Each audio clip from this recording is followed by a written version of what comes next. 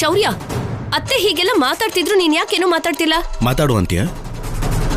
ನನ್ ಪರವಾಗಿ ಮಾತಾಡ್ಬೇಕಾಗಿರೋದು ನೀವೇ ಅಲ್ವಾ? ಇಲ್ಲ ಅಂದ್ರೆ ಕೋರ್ಟಲ್ಲಿ ಉತ್ತರ ಕೊಡ್ಬೇಕಾಗತ್ತೆ. ಆತರ ಬೆದರಿಸಿ ಸಂಸಾರ ಮಾಡ್ಬೇಕು ಅನ್ಕೊಂಡಿದ್ಯಾ? ನೋಡು ಸಂಪದ, ಕೋರ್ಟ್ ಆರ್ಡರ್ ಇಂದ ನೀನು ಮನೇಲಿ ಇರಬಹುದೇ ಹೊರತು ನನ್ನ ಮನಸ್ಸಲ್ಲಿ ಮಾತ್ರ ಯಾವತ್ತಿದ್ರೂ ಕಲ್ಯಾಣಿನೇ ಇರ್ತಾಳೆ.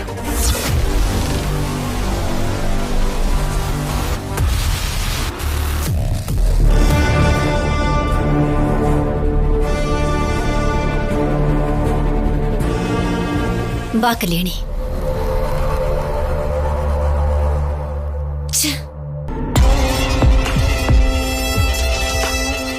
ಇವಾಗಾದ್ರೂ ಅರ್ಥ ಆಯ್ತದ ಮಯಂತಿ?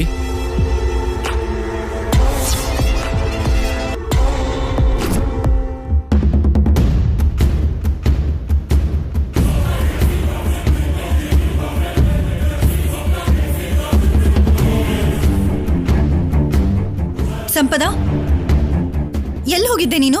ಮಂಗಳ ಸ್ನಾನ ಆಗೋಷ್ಟ್ರಲ್ಲಿ ಬಂದ್ಬಿಡ್ತೀನಿ ಅಂತ ಹೇಳ್ದವಳು ಕಲ್ಯಾಣ ಆಗೋವರೆಗೂ ಬರ್ಲಿಲ್ಲ. ಕಲ್ಯಾಣಿ ನನ್ ಜೊತೆ ಗೇಮ್ ಆಡಿದ್ಲು. ನನ್ ವೀಕ್ನೆಸ್ ಮೇಲೆ ಏಟ್ ಕೊಟ್ಟು ನಾನ್ ಬರ್ದೇ ಇರೋ ಹಾಗೆ ಮಾಡಿದ್ಲು. ಅದೇನು ಅವಳಿಗಂತೀಯ? ನೀನೇ ಪೂಜೆಯಲ್ಲಿ ಕೂತ್ಕೋಬೇಕು ಅಂತ ಎಲ್ರು ಬಲವಂತ ಮಾಡಿದ್ರು, ನೀನೇ ಅಲ್ವಾ ಹರಕೆ ಇದೆ ಅಂತ ದೇವಸ್ಥಾನಕ್ಕೆ ಹೋಗಿದ್ದು? ಅದೇ ಕಲ್ಯಾಣಿ ಬುದ್ಧಿವಂತಿಕೆ. ನಾನೇ ಹೋಗೋ ಹಾಗೆ ಮಾಡಿದ್ಲು. ಏನು? ಹೌದಾ? ಏನ್ ಮಾಡಿದ್ಲು? ನಾವ್ ಮಾತಾಡ್ತಿರ್ಬೇಕಾದ್ರೆ ನಮ್ಗೊಂದ್ ಕಾಲ್ ಬಂತಲ್ವಾ, ಆ ಕಾಲಲ್ಲಿ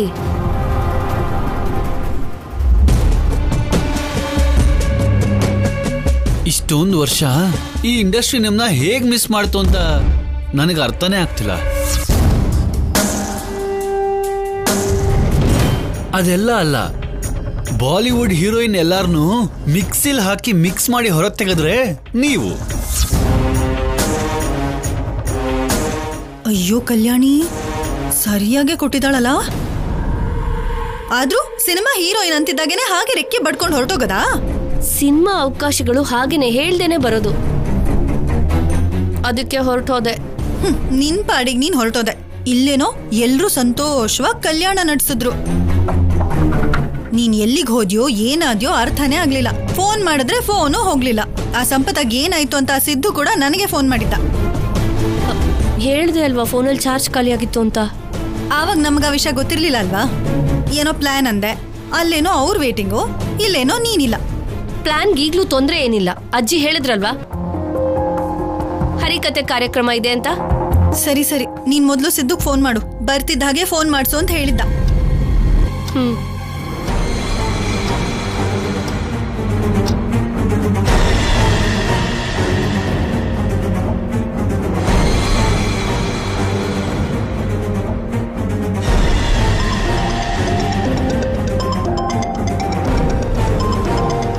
ಸ್ಯಾಮ್ ಫೋನ್ ಮಾಡ್ತಾ ಇದ್ದಾಳೆ. ಸ್ಯಾಮ್, ಏನಾಗೋದೆ? ಇಲ್ಲಿವರೆಗೂ ಎಷ್ಟು ಸಲ ಕಾಲ್ ಮಾಡಿದೀನೋ ಗೊತ್ತಾ? ಎಲ್ಲೋಗಿದ್ದೆ ಸ್ಯಾಮ್? ನಿನ್ ಪಾಡಿಗೆ ನೀನಲ್ಲೋ ಕೂತ್ಕೊಂಡಿದ್ಯಾ? ಇಲ್ಲಿ ನಮ್ಮ ಪರಿಸ್ಥಿತಿ ಏನು ಅಂತ ಗೊತ್ತಾ? ಕೆಲ್ಸದ ಮೇಲೆ ಹೊರಗಡೆ ಹೋಗಿದ್ದೆ ಸಿದ್ದು. ಮನೇಲಿ ಕಲ್ಯಾಣ ನಡೀತಾ ಇದ್ರೆ ಆ ಬಂಗಾರ ಬಂದಿದ್ಯೋ ಇಲ್ವೋ, ಎಲ್ಲಿಟ್ಟಿದ್ದಾರೆ ಅಂತ ನೋಡ್ದೇನೆ ನೀನೇನು ಏನೋ ಹರಕೆ ಇದೆ ಅಂತ ಹೋದ್ಯಂತೆ. ಅಂದ್ರೆ ಹಾಗೆ ಹೋಗ್ಬೇಕಾಗ್ ಬಂತು. ಕಲ್ಯಾಣಿ ಕಲ್ಯಾಣೋತ್ಸವದಲ್ಲಿ ಇರಬಾರ್ದು ಅಂತ ಐಡಿಯಾ ಮಾಡಿ ಡೈವರ್ಟ್ ಮಾಡಿದ್ಲು. ಆ ಹುಡುಗಿ ಏನ್ ಮಾಡಿದ್ಲು?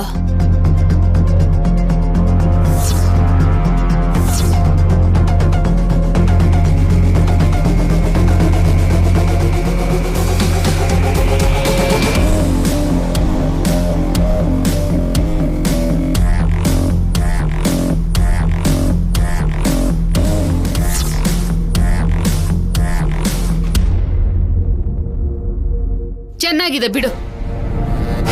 ನೀನೇನೋ ಹೇಳ್ತೀಯಾ, ನಾವೇನೇನೋ ಮಾಡ್ಬೇಕು ಅಂತ ಕಾಯ್ತಾ ಇದ್ರೆ ಸಿನಿಮಾ ಹೀರೋಯಿನ್ ಆಗೋಕ್ ಹೋಗಿದ್ಯಾ? ನಾವಿರೋ ಸಿಚುವೇಶನ್ ಏನು ಸ್ಯಾಮ್? ಈ ಟೈಮಲ್ಲಿ ಫೋನ್ ಬರ್ತಿದ್ದಾಗೇನೆ ಹಿಂದೆ ಮುಂದೆ ಯೋಚನೆ ಮಾಡ್ದೇನೆ ಹೊರಟೋಗೋದಾ? ಸಾರಿ ಸಿದ್ದು, ಅದ್ ನನ್ ಡ್ರೀಮ್ ಅಂತ ನಿನಗೆ ಗೊತ್ತು ಅಲ್ವಾ? ಅಮ್ಮ ತಾಯಿ, ಎಲ್ಲ ಸರಿ ಹೋದ್ರೆ ನೀನೇನೆ ಹೀರೋಯಿನ್ ಆಗಿ ನನ್ ಮಗ ಮಾಡ್ತಾನೆ. ಮೊದ್ಲು ನಮ್ ಕತೆ ಏನು ಅಂತ ಹೇಳು. ಇವತ್ತು ನಾವು ಬರ್ಬೇಕಾ ಬೇಡವಾ ಸ್ಯಾಮ್? ಬರೋದಾದ್ರೂ ಯಾವ ಟೈಮಲ್ಲಿ ಬರಬೇಕು? ನೀವು ಬರೋದಕ್ಕೆ ಎಲ್ಲ ದಾರಿಗಳು ಕ್ಲಿಯರ್ ಆಗಿದೆ. ಕಲ್ಯಾಣೋತ್ಸವ ಆಗಿರೋದಕ್ಕೆ ರಾತ್ರಿ ಮನೇಲಿ ಯಾರು ಇರಬಾರ್ದು ಅಂತ ಅಂಗಳದಲ್ಲಿ ಹರಿಕತೆ ಕಾರ್ಯಕ್ರಮ ಇಟ್ಟಿದ್ದಾರೆ.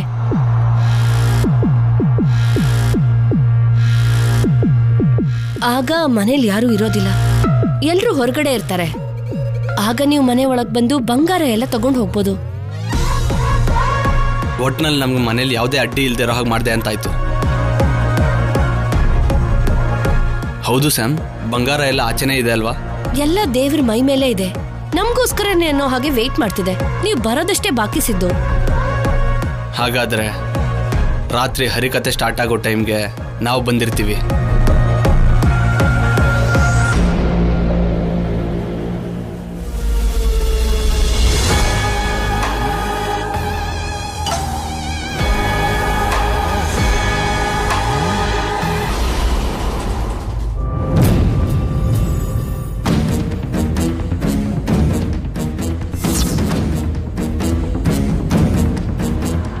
ಹೊರಗಡೆ ಹೇಗೂ ನನ್ ಕಡೆ ಗಮನ ಇಲ್ಲ. ರೂಮಲ್ಲಾದ್ರೂ ಆ ಟಿವಿನ ಬಿಟ್ಟು ಹೆಂಡತಿ ಕಡೆ ಗಮನ ಕೊಡ್ಬೋದಲ್ಲ. ನಾನ್ ನೋಡ್ಬೇಕು ಅಂದ್ರು ನೀನ್ ನೋಡಕ್ ಬಿಡಲ್ಲ ಅಲ್ವಾ? ಇದೇ ನನಗ್ ಕೋಪ ಬರೋದು. ಆ ಕೋಪನ ಆರ್ಸೋಕಾಗ್ದೇನೆ ಉರ್ಸೋದ್ನ ನಿಲ್ಸಿದೀನಿ. ನನ್ನ ನೆಮ್ಮದಿಯಾಗಿ ಸಿನಿಮಾ ನೋಡಕ್ ಬಿಡು. ಯಾವ ಸಿನಿಮಾ? ಊಸರವಳ್ಳಿ ಅಂತ ಚೆನ್ನಾಗಿದೆ ಅಂತ ನೋಡ್ತಾ ಇದ್ದೀನಿ. ಊಸರವಳ್ಳಿ ಅನ್ನೋ ಸಿನಿಮಾನಾ? ದಿನ ನಿನ್ನ ನೋಡ್ತಾ ಇರ್ತೀನಲ್ವಾ, ಸಿನಿಮಾದಲ್ಲಿ ಹೇಗಿರುತ್ತೆ ಅಂತ ನೋಡ್ತಾ ಇದ್ದೀನಿ. ಅಂದ್ರೆ ಏನು? ನಾನು ಊಸರವಳ್ಳಿ ತರ ಬಣ್ಣ ಬದಲಾಯಿಸ್ತೀನಾ? ಅವಕಾಶ ಇರೋದಕ್ಕೆ ಅದು ಬಣ್ಣ ಬದಲಾಯಿಸುತ್ತೆ. ನೀನ್ ಸೀರೆ ಬದಲಾಯಿಸಿದ ಹಾಗೆ ಮೈಂಡ್ ಬದಲಾಯಿಸ್ತಾ ಇರ್ತೀಯ. ಈಗ ನಾನು ಏನ್ ಬದಲಾಯಿಸ್ತೆ ಅಂತ ಇಂಥ ಮಾತುಗಳನ್ನ ಆಡ್ತಿದ್ದೀರಾ? ಎಷ್ಟು ಬದಲಾಯಿಸಿಲ್ಲ ಅಂತ ಹೇಳು. ಸರಿ, ಹಳೇದ್ ಬಿಡು. ಸಂಪದ ಕಲ್ಯಾಣಿ ವಿಷಯನೇ ತಗೋ. ಸ್ವಲ್ಪ ಹೊತ್ತು ಕಲ್ಯಾಣಿ ಬೇಕು ಅಂತ್ಯ, ಸಂಪದ ಬೇಡ ಅಂತ್ಯ. ಸ್ವಲ್ಪ ಹೊತ್ತು ಸಂಪದಕ್ಕೆ ಸಪೋರ್ಟ್ ಮಾಡ್ತೀಯ. ಇವತ್ತೇನೋ ಇಬ್ರು ಬೇಡ ಅಂತಿದ್ಯಾ. ಅಂದ್ರೆ ನಿನ್ನ ಉದ್ದೇಶ ಏನು? ಶೌರ್ಯಗೆ 3ನೇ ಮದುವೆ ಮಾಡೋಣ ಅಂತನಾ? ಆ ಸಂಪದ ನನ್ನ ಕೋರ್ಟ್ ಅಲ್ಲಿ ಅಪರಾಧಿ ಸ್ಥಾನದಲ್ಲಿ ನಿಲ್ಸಿದಾಳೆ. ಇವತ್ತು ಕರುಣಾಕರ್ ರಾವ್ ಬಂದಾಗ ಶೌರ್ಯ ಸಂಪದ ಪಕ್ಕ ಇದ್ದಿದ್ದಕ್ಕೆ ಸರಿ ಹೋಯ್ತು. ಇಲ್ಲ ಅಂದಿದ್ರೆ ಗತಿ ಏನಾಗ್ತಿತ್ತು? ಮನೇಲಿರೋರು ಎಲ್ರೂ ಕಟ್ಕಟ್ಟಿನಲ್ಲಿ ನಿಂತ್ಕೋಬೇಕಾಗಿತ್ತು.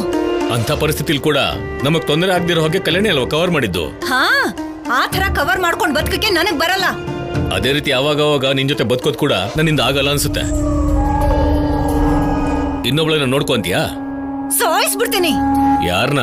ನಿಮ್ಮನ್ನು ನೀವು ನೋಡ್ಕೊಳ್ಳೋಳನ್ನು. ನಿನ್ನ ಹಾಗೆ ಅಲ್ವಾ ಎಲ್ರು? ನೀನ್ ಹಾಕಿದ್ರೆ ಅನ್ನ, ಪಕ್ಕದವ್ರು ಹಾಕಿದ್ರೆ ಸುಣ್ಣ ಅನ್ನೋ ಹಾಗಿದೆ ನಿನ್ ಮಾತು. ನನಗಿಷ್ಟ ಇಲ್ದೇ ಇರೋದಕ್ಕೆ ಇಷ್ಟ ಇಲ್ಲ ಅಂತ ಹೇಳಿದ್ದು. ನಿನಗಿಷ್ಟ ಆಗದೆ ಇರೋದಲ್ಲ, ಅರ್ಥ ಮಾಡ್ಕೊಳಕ್ ಆಗ್ತಿಲ್ಲ ಅಷ್ಟೇ. ಈ ಸಲ ಒಳ್ಳೆ ಸೊಸೆ ಯಾರು, ಕೆಟ್ಟ ಸೊಸೆ ಯಾರು, ಆ ದೇವ್ರು ನಿಂಗೆ ಅರ್ಥ ಆಗುವಾಗ ಮಾಡ್ತಾನೆ. ಹಾ, ಅದನ್ನು ನೋಡ್ತೀನಿ. ಸರಿ ಬಿಡು, ಬಾ. ಅಲ್ಲಿವರೆಗೂ ಟಿವಿಲಿ ನಿನ್ನ ನೋಡ್ಕೋಬಹುದು. ಅದೇ ಊಸರವಳ್ಳಿನ.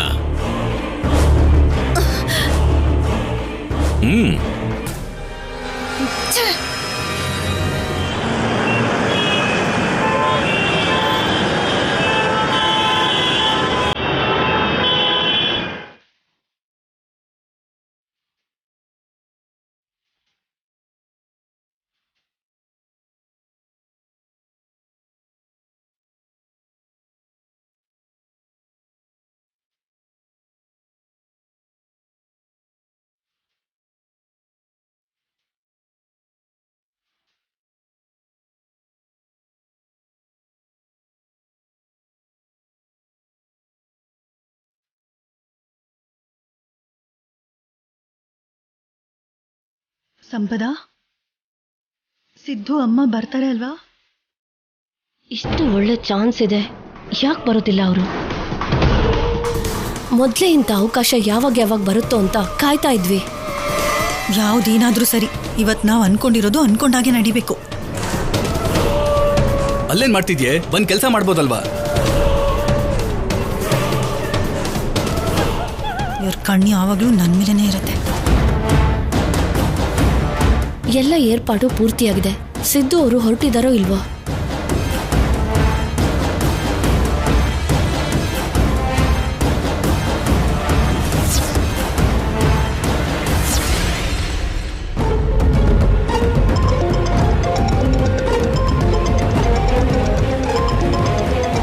ಹೇಳು ಸ್ಯಾಮ್. ಸಿದ್ದು ಎಲ್ಲಿ ಬಂದ್ರಾ? ಮನೆಗೆ ಹತ್ರದಲ್ಲೇ ಇದ್ದೀವಿ. ಹೇಗೆ ಎಂಟರ್ ಆಗ್ಬೇಕು ಅಂತಾನೆ ಅರ್ಥ ಆಗ್ತಾ ಇಲ್ಲ. ಅವಸರ ಪಡ್ಬೇಡ. ಹರಿಕತೆಗೆ ಈಗಷ್ಟೇ ಏರ್ಪಾಡು ಪೂರ್ತಿ ಆಯ್ತು. ಎಲ್ರೂ ಅವ್ರವ್ರ ಕೆಲಸದಲ್ಲಿ ಬ್ಯುಸಿ ಆದ್ಮೇಲೆ ನಾನು ನಿಂಗೆ ಕಾಲ್ ಮಾಡ್ತೀನಿ. ಅಷ್ಟರಲ್ಲಿ ನನಗೆ ಅವಕಾಶ ಸಿಗುತ್ತಾ ಅಂತ ನೋಡ್ತೀನಿ. ಸರಿ.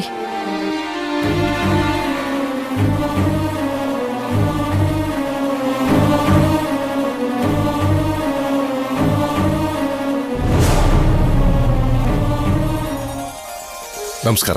ನಮಸ್ಕಾರ ಬನ್ನಿ ಯಜಮಾನ್ರೆ. ಕೂತ್ಕೊಳ್ಳಿ. ಬನ್ನಿ ಕೂತ್ಕೊಳ್ಳಿ.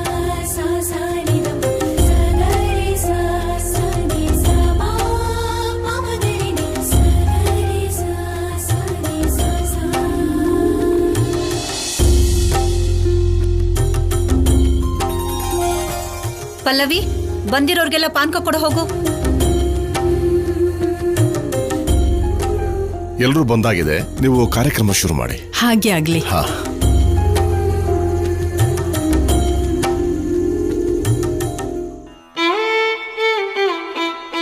ಜೈ ಶ್ರೀಮದ್ ರಮಣ ಗೋವಿಂದ ಹರಿ. ಶ್ರೀ ಸೀತಾರಾಮ ಕಲ್ಯಾಣ ಕಥೆಯನ್ನು ಕೇಳಲು ಬಂದಿರತಕ್ಕಂತ ನಿಮ್ಮೆಲ್ಲರಿಗೂ ನಾನು ಧನ್ಯವಾದವನ್ನು ಹೇಳುತ್ತಾ,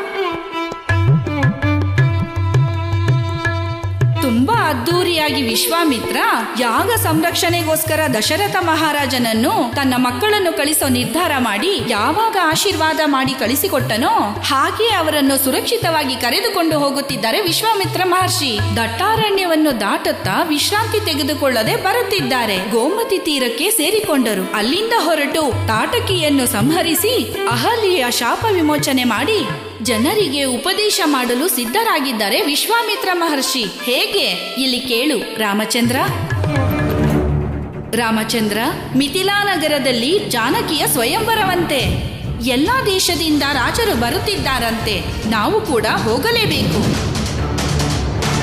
ಹಾಗೆಂದು ರಾಮಲಕ್ಷ್ಮಣರನ್ನು ಕರೆದುಕೊಂಡು ಬರುವಾಗ ದಾರಿಯಲ್ಲಿ ಅಹಲ್ಯೆಯ ಶಾಪ ವಿಮೋಚನೆ ಮಾಡಿದರು. ತಾಟಕಿ ವಧೆ ಮಾಡಿದ ಶ್ರೀರಾಮಚಂದ್ರ. ಮಾರೀಚ ಸುಬಾಹು ಕೂಡ ಅಹಂಕಾರ ಮುರಿದ. ಸುಬಾಹುವಿನ ವಧೆ ಮಾಡಿದ. ಮಾರೀಚನು ಕೂಡ ರಾಮನ ಬಾಣದ ಜ್ವಾಲೆಯನ್ನು ನೋಡಲಾಗದೆ ಸಮುದ್ರಕ್ಕೆ ಬಿದ್ದು ಮರಣ ಹೊಂದಿದ. ಅಲ್ಲಿಂದ ಹೊರಟು ಆ ಮಿಥಿಲಾ ನಗರದ ಬಗ್ಗೆ ಹೇಳುತ್ತಾ, ನೋಡುತ್ತಿದೀಯಾ ರಾಮಚಂದ್ರ? ನೋಡು, ಆ ಅದ್ಭುತವಾದ ಕಟ್ಟಡಗಳು, ಆ ಜಲಯಂತ್ರಗಳು, ಆ ಅನಂತ ಶಿಲ್ಪಗಳ ಬಗ್ಗೆ ಹೇಳುವುದಕ್ಕೆ ಮಾತುಗಳೇ ಇಲ್ಲ ರಾಮಚಂದ್ರ. ನಿಜ ಹೇಳಬೇಕು ಅಂದ್ರೆ ಜನಕ ಮಹಾರಾಜರಂತ ಜ್ಞಾನಿಗಳು, ಅವರಂತ ಮಹಾನುಭಾವರು ಈ ಜಗತ್ತಿನಲ್ಲೇ ಯಾರೂ ಇಲ್ಲ. ಮಿಥಿಲೆಯಂತ ನಗರ ಎಲ್ಲೂ ಇಲ್ಲ. ಹೀಗೆ ಜನಕ ಮಹಾರಾಜರ ಬಗ್ಗೆ ಹೊಗಳುತ್ತಾ ಯಾವಾಗ ವಿಶ್ವಾಮಿತ್ರ ಮಹರ್ಷಿ ರಾಮ ಲಕ್ಷ್ಮಣರ ಪಾದ ಸ್ಪರ್ಶ. ಸಿದ್ದು ಅವರೆಲ್ಲ ಹೊರಗಡೆನೆ ಇದ್ದಾರೆ. ಇನ್ನು ಹೊರಗಡೆನೆ ಇದ್ದಾರೆ ಅನ್ಕೋತಿದ್ಯಾ? ಅಲ್ಲಿ ನೋಡು.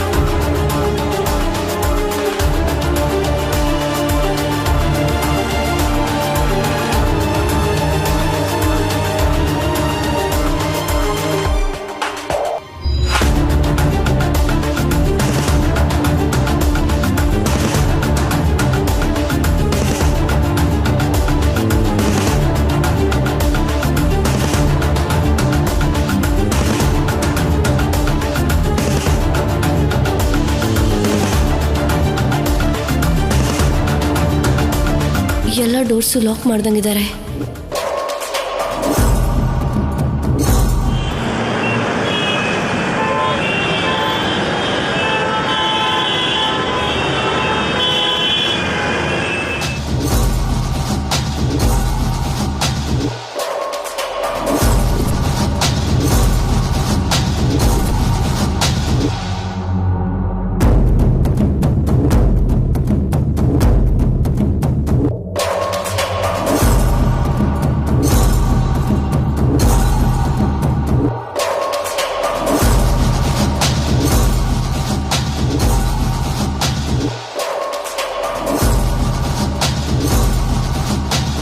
ಹುಷಾರು.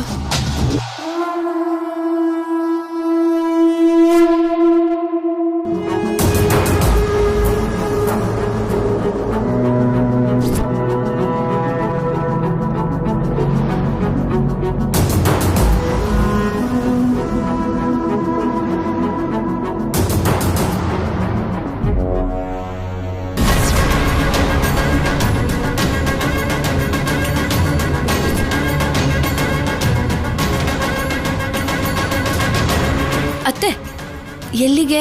ಹಾಲಿಗೆ ಎಪ್ಪ ಹಾಕೋದನ್ನ ಮರ್ತ್ ಹೋದೆ. ಅದಕ್ಕೆ ನೀವ್ ಯಾಕೆ? ನಾನೇ ಹೋಗ್ತೀನಿ ಬಿಡಿ. ಏನು ಬೇಕಾಗಿಲ್ಲ, ನೀನ್ ಹೋಗು. ಅಮ್ಮ ಬಾ.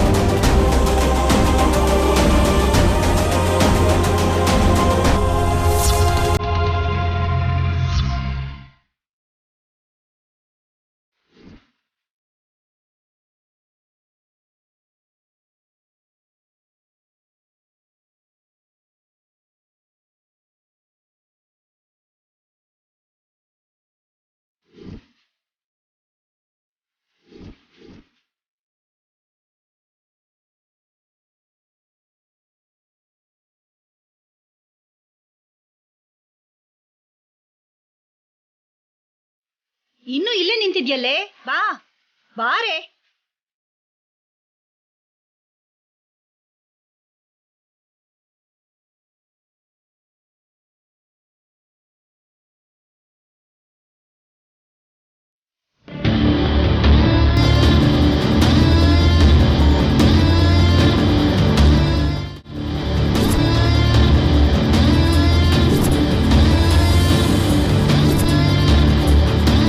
ಅಮ್ಮ, ಒಂದೇ ಒಡವೆ ಇದೆ ಅಮ್ಮ, ನಡಿ.